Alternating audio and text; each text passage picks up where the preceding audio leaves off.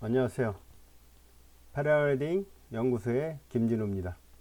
오늘은 활공비와 양항비에 대해서 말씀드리겠습니다. 먼저 활공비, 글라이드 레티오, 활공비의 정의를 말씀드리면 패러글라이더가 공중에 떠서 일정한 고도에서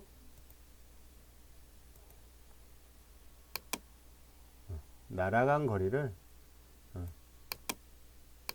떠 있는 고도로 나눈 값이다. 즉 그림으로 설명하면 패러글라이더가 일정 고도, 이만큼의 고도에서 떠 있었을 때 이 떠 있는 고도에 대해서 글라이더가 몇 배 정도 앞으로 날아갔느냐 하는 것이 활공비가 되겠습니다. 예를 들어서 100m 정도 높이에 떠 있었는데 500m를 날아갔다. 그러면 5배를 날아간 거죠. 그래서 날아간 거리가 5배, 떠 있는 고도가 100이 돼서 이 날개의 활공비는 5대 1이 되겠습니다. 자, 활공비란 떠 있는 고도에 대해서 앞으로 날아가는 거리가 몇 배 정도에 해당하느냐 하는 것이 활공비의 정의가 되겠습니다.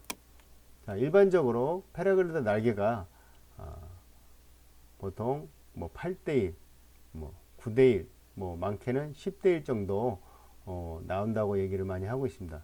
그거는 결국 뭐냐면 내가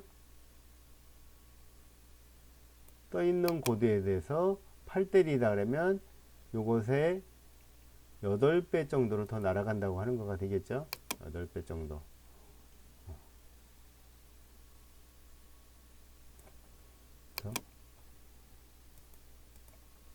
자, 요 높이에 대해서 하나, 두 배, 세 배, 네 배, 5배, 6배, 7배, 거의 8배 정도.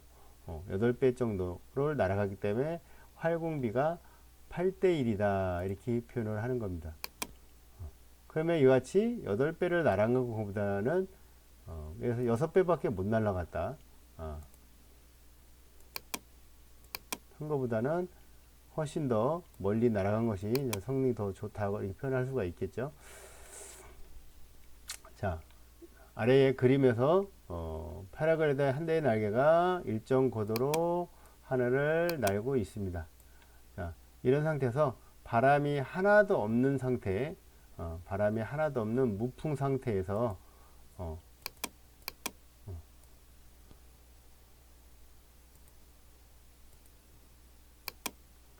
바람이 하나도 무풍 상태에서 비행을 해서 이와 같은 위치까지 날아갔다고 했을 때 활공비하고 그때 이룬 활공비라 하면 바람이 앞에서 정풍이 불어줬을 때 바람이 앞에서 이렇게 불어줬다. 그러면 아무래도 바람이 불어주는 저항에서 날개는 더 못 날아가겠죠. 그랬을 때 날아갔을 때의 거리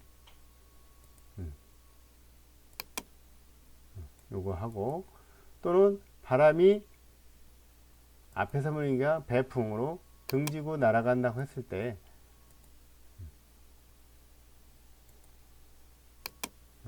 바람을 등지고 가면 아무래도 바람이 뒷바람이 날개를 더 밀어줘서 더 멀리 날아가겠죠.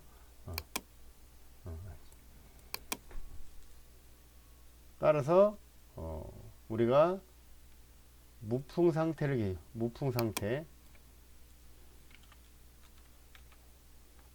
이거는 바람이 앞에서 불어주는 맞바람 상태 또는 정풍바람 상태 왼쪽은 바람을 등지고 가는 배풍 상태 그렇게 했을 때 바람을 마주보고 갈 때보다는 맞바람일 때는 무풍 상태가 훨씬 더 멀리 날아가게 되고 무풍 상태보다는 바람을 등지고 가는 배풍 상태가 훨씬 더 멀리 날아간다고 할 수가 있습니다.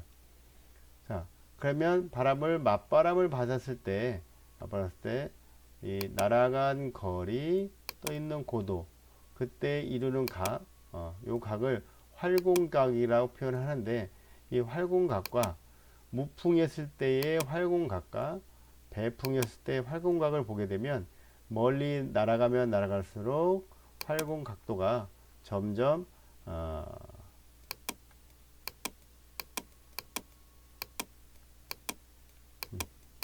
작아짐을 알 수가 있습니다. 따라서 글라이더가 멀리 날아가기 위해서는 활공각이 작아야 되겠습니다. 그래서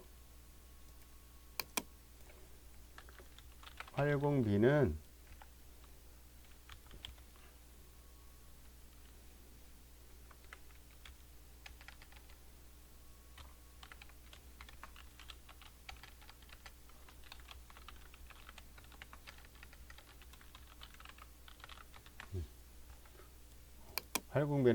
활공각 멀리 날아갈수록 각이 작아지죠.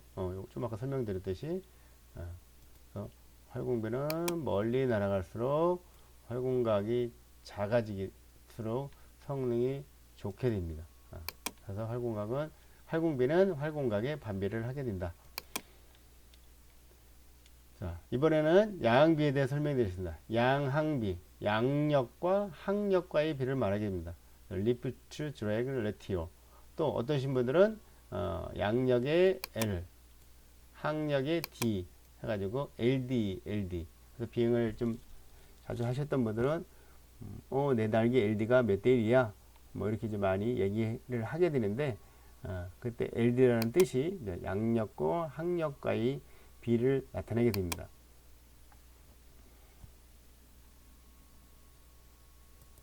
자, 오른쪽 그래프처럼 어떤 패러글더 날개꼴에 받은 각에 따라서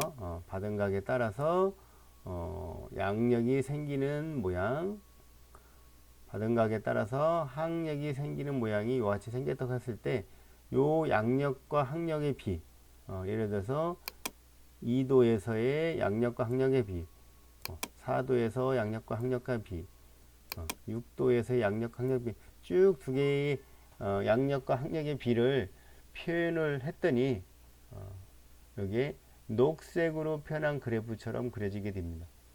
그러면 이때 양력과 항력의 가장 큰 지점이 어딘가 봤더니 대략 6도 정도에서 양력과 항력이 최대가 되었습니다. 그래서 우리가 패러글라이더를 설계를 할 때 비행 시 만세 자세, 브레이크 줄을 당기지 않았을 때 만세 자세에 있을 때가 바로 양력과 항력이 가장 좋은 상태로 설계를 하게 되는 것입니다. 그러면 활공비와 양항비는 어떠한 관계가 있는지 한번 알아보겠습니다. 활공비와 양항비는, 자, 아까 설명드렸듯이 글라이더가 떠 있는 고도에 대해서 몇 배 앞으로 날아갔느냐 한 것이 우리는 활공비라고 했습니다. 자, 글라이더가 떠 있는 고도에 날개가 이와 같이 있다고 했을 때, 자, 날아가는 방향에 수직한 방향으로 양력이 발생할 것이며, 날아가는 방향의 뒤쪽으로 항력이 작용할 것입니다. 자, 이때 그래 삼각형의 모양을 보게 되면 활공비를 표현했을 때의 삼각형 모양이나 양력과 항력이 생기는 삼각형의 모양이 동일하게 생겼습니다. 동일하게. 따라서 활공비나 양항비가 같은 의미로 사용을 하게 됩니다. 모양에서. 그래서 우리 활공비가 좋다 하는 말은 결국은 양항비가 좋다 하는 말과 동일하다고 할 수가 있습니다. 동일하다고. 그래서 활공비가 클수록 멀리 날아갈수록 성능이 좋은 거가 되겠죠. 그래서 활공비가 클수록 활공 성능이 좋다 이렇게 표현을 하고, 그럼 멀리 날아가기 위해서는 어떻게 해야 되냐? 결국은 날개의 가로 세로비가 큰 날개를 사용할수록 활공 성능이 좋다고 하겠습니다. 자, 두 대의 페레글델라가 같은 고도에 떠 있습니다. 하나는 가로세레비가 작은 것이고, 작은 거, 작은 거고요. 하나는 가로세레비, 날개 길이가 좌우로 기다란 것입니다. 기다렸을 때 작은 날개, 가로세레비가 작은 거는 여기서 보듯이 요 정도밖에 못 날아간다고 하면, 가로세레비가 큰 날개는 이거보다도 훨씬 더 멀리 날아간다고 할 수가 있겠습니다. 같이 활공비 또는 양비가 크다는 것은 결국은 가로세레비의 크기가 크다는 것이라고 표현할 수가 있습니다. 그러면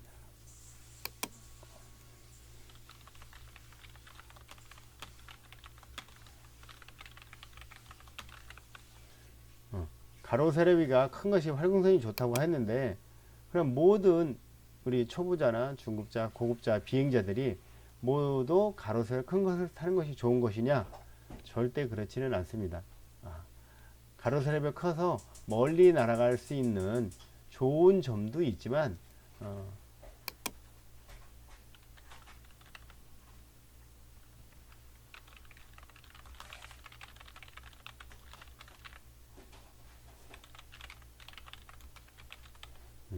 가로세레비가 크게 되면 같은 양의 조종줄을 당겼을 때 훨씬 더 실속에 더 빨리 들어가는 단점도 있습니다. 따라서 초보자들은 미세 조종보다는 과조작하는 특성이 많기 때문에 가로세레비가 큰 것을 타는 것이 안전한 것이 아니라 자기 비행 실력, 또 자주 비행하는 횟수, 이런 걸 감안해서 자기에게 가장 적합한 날개를 타는 것이 안전하다고 할 수가 있겠습니다.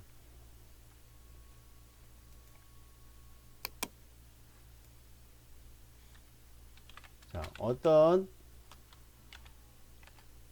날개가 고도 800m에서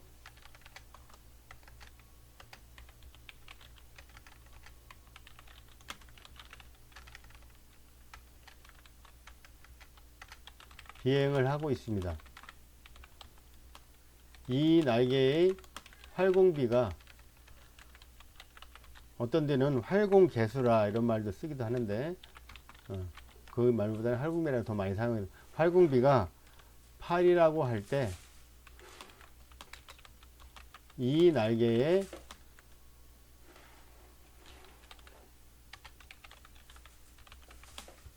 활공거리는 얼마입니까 하는 이런 이제 문제들이 자기 시험에 자주 출제되기도 하는데, 자, 아까 활공비란 멀리 날아간 배라고 했습니다. 즉 내가 800m의 높이에 떠 있었으니까 이거의 8배를 날아간다 했으니까 이 날개는 800m에서 대략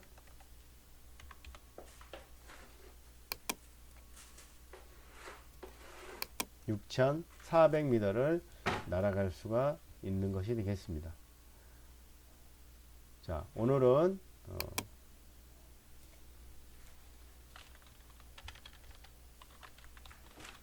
활공비 또는 같은 의미로 양항비, 활공비가 양비와 같은 의미로 사용한다, 정의가 똑같다 하는 것을 꼭 기억을 해 주시고요. 활공비의 정의를 꼭 기억을 해 주시기 바라겠습니다. 또는 양항비를 다른 말로 일반적으로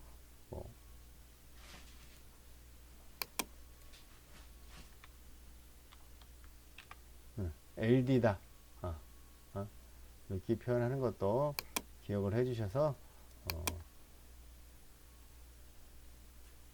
어떤 내가 타는 날개의 데이터 같은 걸 제조사에서 주어지는 데이터를 봤을 때 그 의미를 잘 해석할 수 있으면 좋겠습니다.